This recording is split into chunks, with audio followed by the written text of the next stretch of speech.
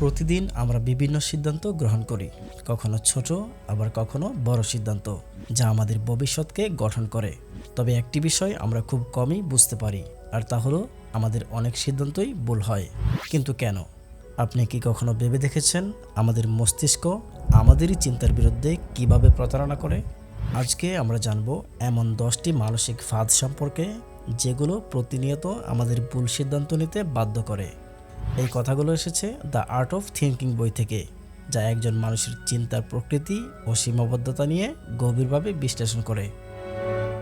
Number 1, confirmation bias. আপনি কি কখনো এমন করেছেন, আপনি যা বিশ্বাস করেন শুধু সেই রকম তথ্যই খুঁজেছেন? আমরা প্রায়ই দেখি, যখন কোনো বিষয়ে আমাদের নিজস্ব কোনো মতামত থাকে, তখন আমরা শুধুমাত্র সেই মতামতটাকে সমর্থন করে এমন তথ্য বা প্রমাণ খুঁজে থাকি। অন্যদিকে যেসব তথ্য আমাদের বিশ্বাসের বিপরীত, সেগুলোকে অবজ্ঞা করি কিংবা অস্বীকার করি। এটাই হলো কনফার্মেশন বায়াস। উদাহরণস্বরূপ, কেউ যদি বিশ্বাস করেন হোমিওপ্যাথি খুব কার্যকর, তাহলে তিনি কেবল সেসব গল্পই শুনবেন যেখানে হোমিওপ্যাথি কাজ করেছে। কিন্তু যেসব ক্ষেত্রে এটা ব্যর্থ হয়েছে, সেগুলো এড়িয়ে যাবেন। অথবা রাজনীতির ক্ষেত্রে আপনি যদি কোনো একটি দলের সমর্থক হন, তাহলে আপনি সেই দলের নেতার ভালো দিকগুলো খুঁজে দেখবেন আর ভুলগুলো দেখার চেষ্টা করবেন না। Number 2, group think. আমরা যখন কোনো দলে থাকি, তখন অনেক সময় নিজের মতামত প্রকাশ না করে দলের সিদ্ধান্তের সাথে একমত হয়ে যাই, যদিও আমাদের মনে হয় সিদ্ধান্তটা ভুল, কারণ আমরা চাই না কেউ আমাদেরকে ভিন্ন মতাবলম্বী ভাবুক। এই ফাঁদকে বলে গ্রুপ থিঙ্ক। উদাহরণস্বরূপ, স্কুল বা কলেজে কোনো গ্রুপ প্রজেক্টে সব বন্ধু যদি একটা সিদ্ধান্ত নেয়, আপনি হয়তো নিজের মতামত পোষণ না করেই চুপ থাকেন।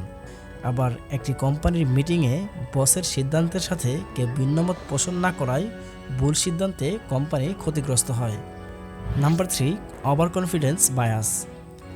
আত্মবিশ্বাস ভালো জিনিস, কিন্তু অতিরিক্ত আত্মবিশ্বাস, যেখানে আপনি নিজেকে ভুল করতে অযোগ্য মনে করেন, অর্থাৎ আপনার দ্বারা ভুল হওয়া অসম্ভব মনে করেন, সেটাই ওভার কনফিডেন্স বায়াস। উদাহরণস্বরূপ, একজন ছাত্র ভাবলেন, আমি তো সবই পারি, তাই পরীক্ষার পড়াগুলো পড়েন না, যার ফলাফল খুবই খারাপ। Number 4, anchoring bias. আপনার সামনে কেউ বলল, এই মোবাইল ফোনটির দাম আগে ছিল 50,000 টাকা আর এখন মাত্র 30,000। আপনার কাছে মনে হবে, এটা তো বিশাল ছাড়, এই ফোন তো দারুণ হবে। আবার এমন হতে পারে, একজন গ্রাহক কোনো পণ্যের আগের দাম শুনে সেটাকে সস্তা ভাবেন, যদিও অন্য দোকানে একই পণ্য আরও কম দামে পাওয়া যায়। Number 5, availability heuristic.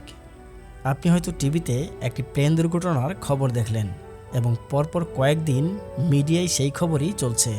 তখন আপনি মনে করবেন প্লেনে ওঠা খুব বিপজ্জনক, অথচ পরিসংখ্যান বলছে প্লেন হচ্ছে সবচেয়ে নিরাপদ পরিবহন মাধ্যম।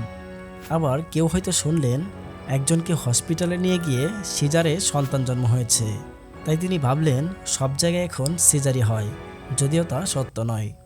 আবার করোনা চলাকালীন সময় অনেকে ভয়ে হাঁচি কাশিকে করোনা ধরে নিয়ে হাসপাতালে ছুটেছিলেন, কারণ এই সংক্রান্ত খবর এত বেশি ছিল যে অন্য কোনো কারণ মাথায় আসেনি। Number 6, emotional reasoning. অনেক সময় আমাদের অনুভূতি বাস্তবতার উপর আধিপত্য বিস্তার করে। আমরা ভাবি, যেহেতু আমি ভয় পাচ্ছি, তাহলে নিশ্চয়ই এটা বিপজ্জনক, বা আমি তাকে ভালোবাসি, তাই নিশ্চয়ই সে ভালো মানুষ। উদাহরণ, আপনি কোনো এক ব্যক্তির প্রতি দুর্বলতা অনুভব করছেন, তাই তার ভুলকেও আপনি যুক্তিযুক্ত মনে করছেন। কিংবা আপনি কোনো পরীক্ষার আগে ভয় পাচ্ছেন, তাই আপনি ধরে নিচ্ছেন আপনি ফেল করবেন, যদিও আপনি প্রস্তুত আছেন। Number 7, sunk cost ফ্যালেসি।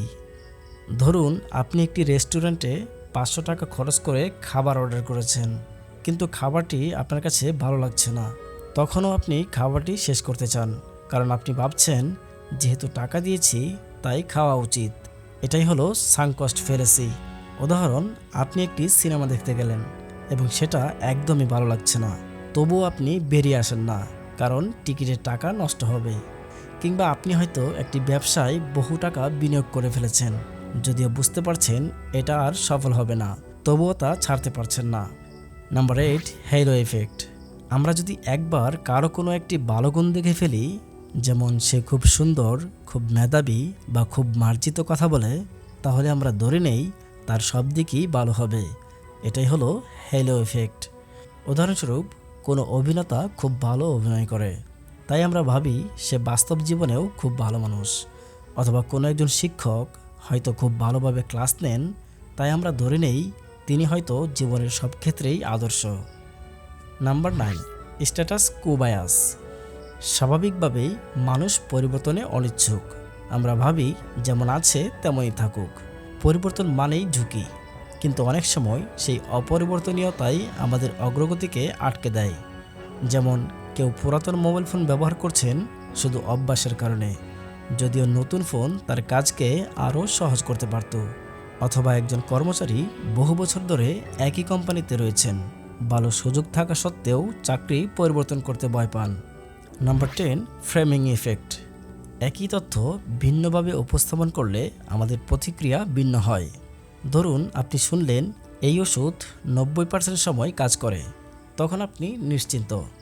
কিন্তু যদি শুনতেন এই ওষুধ 10% সময় ব্যর্থ হয়, তখন হয়তো আপনি ভয় পেতেন। উদাহরণস্বরূপ, একজন রাজনীতিক বললেন, আমরা দেশে 80% নিরাপত্তা নিশ্চিত করেছি, তবে তিনি বলেন না 20% মানুষ এখনও অনিরাপদ। এই 10টি ফাঁদ আমাদের প্রতিদিন প্রভাবিত করে, যদিও আমরা বুঝি না, কিন্তু প্রতিনিয়ত আমাদের চিন্তাকে নিয়ন্ত্রণ করে ফেলে। দ্য আর্ট অফ থিঙ্কিং বইটি আমাদের শেখায় কিভাবে এগুলো থেকে মুক্ত থাকা যায়, কিভাবে নিজের চিন্তাকে আরও বেশি যুক্তিসঙ্গত, বাস্তবভিত্তিক ও কার্যকর করা যায়। আপনি যদি সত্যিকার অর্থে একজন গভীর চিন্তাশীল মানুষ হতে চান, তাহলে এসব ফাঁদকে চেনার চেষ্টা করুন এবং নিজের সিদ্ধান্তে নতুন আলো নিয়ে আসুন। ভিডিওটি যদি আপনাকে চিন্তার জগতে একটুও পরিষ্কার হতে সাহায্য করে, তবে দয়া করে ভিডিওতে একটি লাইক দিন আর কমেন্ট করে জানান আপনি কোন ফাঁদে সবচেয়ে বেশি পড়েন। ভিডিওটি শেয়ার করতে ভুলবেন না এবং চ্যানেলটি সাবস্ক্রাইব করে রাখবেন, যেন পরবর্তী ভিডিও আপলোড হওয়ার সাথে সাথেই আপনার কাছে পৌঁছে যায়।